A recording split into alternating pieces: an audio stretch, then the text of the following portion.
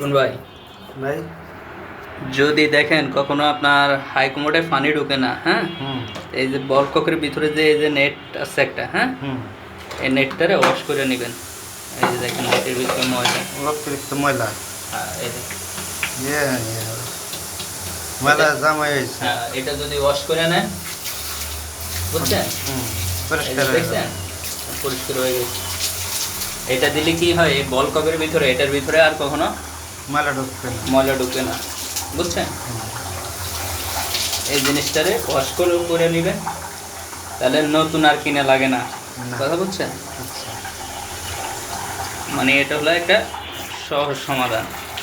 হুম, আর এটা দেওয়ার উদ্দেশ্য হলো কি, এখানে ফিল্টার হয়ে থাকে এই পানিটা, এই যে এটা এখানে ফিল্টার হয়ে থাকে, বুঝছেন। হুম, এই এইভাবে আপনার স্ক্রু ড্রাইভার দিয়ে টাইনা টাইনা খুলবেন, হ্যাঁ, হুম, আবার এইভাবে লাগাই দিবেন। আচ্ছা।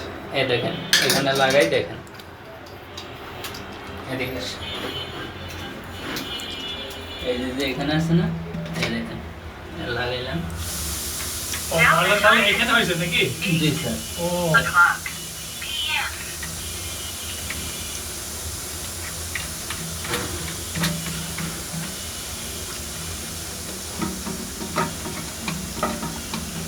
তো তোমার কানেকশন পাইপ লাগবে? জি স্যার, পাইপটা দেন। আচ্ছা, ঠিক আছে।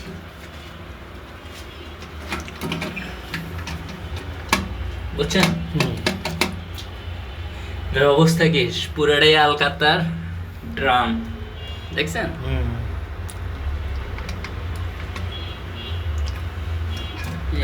এই যে এই জিনিসটা আছে না, এই জিনিসটা যখন আপনার এখানে চাপ মারেন,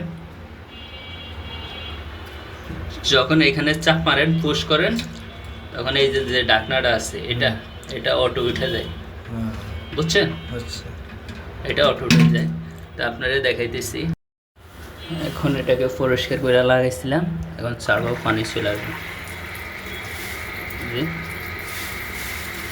এখন পানি চলে আসছে, এত সময় আসে নাই, ওই ফিল্টারে ময়লা জমা ছিল, এর জন্য পানি আসে।